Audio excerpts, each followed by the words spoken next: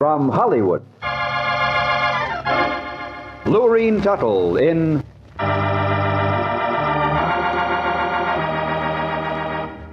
The Unexpected. The Unexpected. The Unexpected. Life is filled with the unexpected. Romantic, tragic, and mysterious endings to our most ordinary actions. Dreams come true, or dreams are shattered by sudden twists of fate in The Unexpected.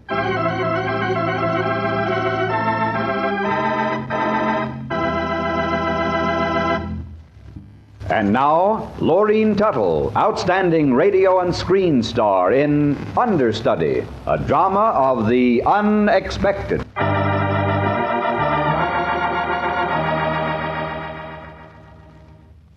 All right, Stephen, you've won. You've convinced them all that I'm insane. They wouldn't have believed you if it weren't true, would they, Stephen? And I'll tell you a secret. I think they're right. I think I am mad. Because if I weren't, I'd never be able to take this penknife and slash your precious oil paintings, would I? Now you know what insanity means. It means I can destroy everything. Everything that my hand touches. Your books, your lamps, your antique mirrors. And the day will come when I can destroy life itself. Aren't you happy, Stephen, now that I'm really insane? Really mad?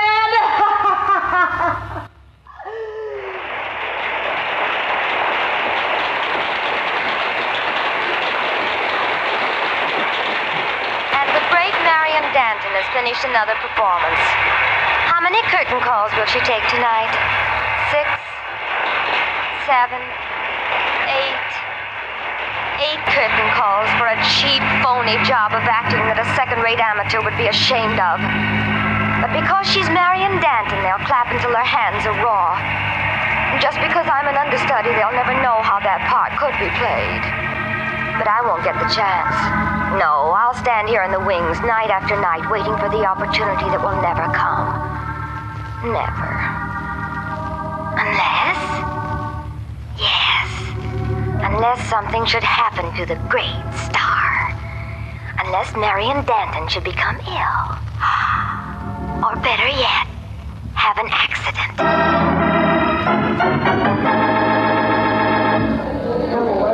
Wonderful tonight. Joyce! Oh, Joyce, could you come into my dressing room, please? Of course, Miss Danton. Oh, and close the door, darling, or the place will be simply swarming with autograph hounds. Thank you. I'm simply exhausted. You have no idea what a performance like that takes out of one. No, I really haven't. That's why I asked you to come in. My maid's been called out of town, and I wonder if you'd be good enough to help me into my street things. Now, I know you don't have to do it, but being my understudy, I didn't think you'd mind. Mm-hmm. After all, you haven't done any acting to earn your salary, and it doesn't seem likely you will, does it, darling? I really have no idea. Now, don't tell me you're one of those understudies who secretly prays that something might happen to the star. Oh, you aren't like that, are you, Joyce? No, Miss Danton, I'm not like that. Well, I'm so glad to hear it. Oh, darling, just unzip me and give me those stockings over on the chair, and then I'll want that blue and white in the closet. You know where it is. So I'm a dresser now, handing Miss Danton her street clothes, helping her into her coat, and smiling sweetly as she leaves the theater. Good night, darling, and thanks for being such a willing understudy. You're welcome, Miss Danton. Good night. Hey, you, look out! What? You get hit with a piece of scenery? Watch where you're going. Oh, I'm sorry. You ought to know better than to walk around a stage when we're setting up scenery. I guess I should. I was thinking about something else. Hey, don't I know you? Well, I don't know, do you? Well, sure. You're Joyce Michaels. I was a stagehand up at Lake Leonard that summer you were in the company. Oh, yes, I remember. My name's Ned Carpenter. Well, hello, Ned. Nice to see you again. Are you with this show? Well, in a way. I'm understudying Danton. Oh, I see. I just started to work as a replacement. I'm handling the stuff up there in the flies. Too bad the job won't last. Well, what do you mean? Oh, haven't you heard? Miss Danton's going back to Hollywood to do a picture. Show closes next Saturday. Why, didn't you know that? No, I hadn't heard. So the great Danton is giving up the theater again. How nice for. Of course, the show will close in mid-season. The whole company will be out of work. And I'll have lost my one real chance to prove that I'm an actress. That doesn't matter to anyone but me. And there's nothing I can do about it, is there? How could I force fate? How could I keep Danton from going on for just one night? Just one little night. How? Ned, Yeah?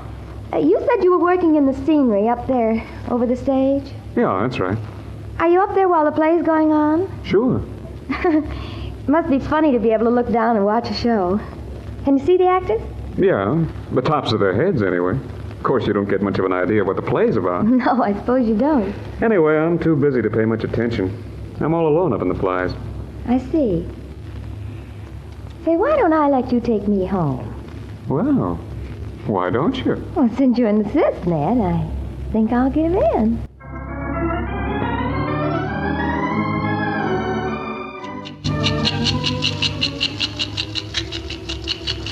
Can I give you another drink? Why not? That's what I say. Why not? Hey, you've changed your dress. You weren't wearing that thing before. Oh, well, I like to be comfortable. Yeah, and I like you to be comfortable. Yeah, I'm sorry I haven't been on the show before. We could have spent a lot of time together. Yeah. But I suppose you'll still be in town. No, Ned. Not when the play closes. Oh?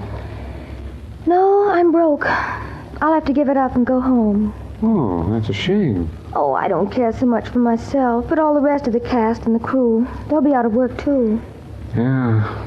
Well, that's show business. Yeah, but this time it isn't fair, Ned, because the show could continue. I know every line of Danton's part, and I could play it so much better than she ever could. And, well, the play could run on without her. Well, I believe you, Joyce. You don't have to convince me. Oh, if I just got the chance to play it once, they wouldn't have to close the show. And everybody would know how good I was. No, but you can't play it unless something happens to Danton. Well, how about you? Me? You mean... Sure. You're up over her head. Suppose something fell just as she was making her first entrance. You wouldn't have to hit her or anything, just maybe frighten her a little bit and get her so nervous she couldn't go on. And then... Yeah. Yeah, I see. Oh, darling, do you? Do you really? They couldn't blame you. It would be an accident. I'd play the part and we could go on being together. You'll do it tomorrow night, won't you, Ned? Just as she makes her entrance down that flight of stairs. A sandbag or anything can fall, and then I'll play the part. Oh, Ned, what a performance I'll be. Well, if it didn't work, I'd be out of a job next week anyway. Oh, you're wonderful, darling. You're wonderful. And you know something. What? I'm really glad you're such an agreeable guy. I'm going to try to follow your example.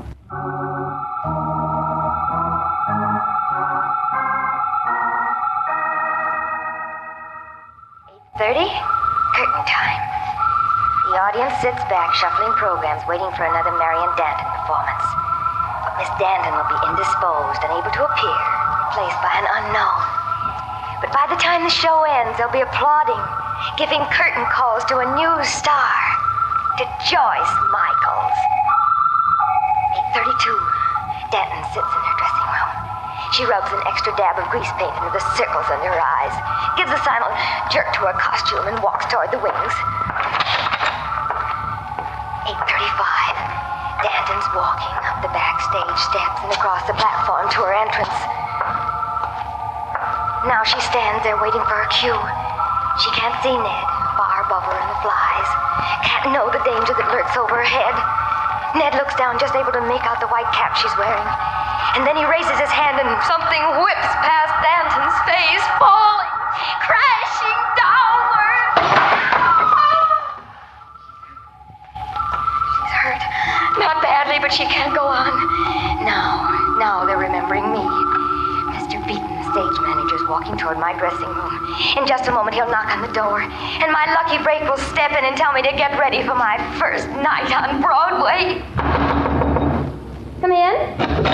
Miss Michaels, Miss Danton's been in an accident. Oh? You'll have to get into costume right away. We'll hold the show for you. Oh, and Joyce, you will be able to play the part, won't you? Oh, yes, Mr. Beaton. I'll be able to play the part. Don't worry, I won't let you down. I can play the part very well. Yes, of course. Good luck. Oh, this is it. My big night has come at last. Thanks to Ned.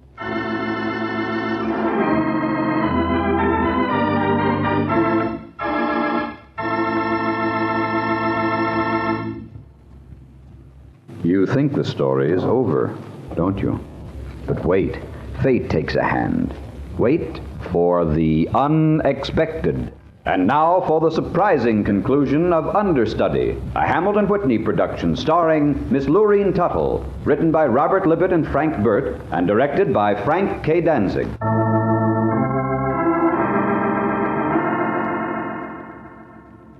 That's my cue.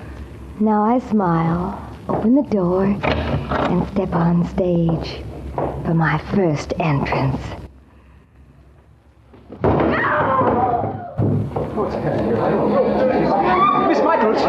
Miss Michaels, are you all right? Miss Michaels. Oh, good heavens. How could that stupid stagehand have been so clumsy? Ring down the curtain, someone. Oh, this is simply too much. First, Danton gets hurt in an automobile accident, and now Miss Michaels has been hit by a sandbag. Oh, well, the poor girl probably wouldn't have been very good in the part anyway. She's only an understudy.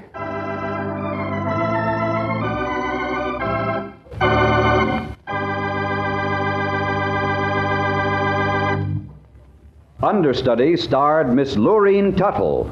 Listen soon for another of your favorite motion picture stars in a drama of the unexpected.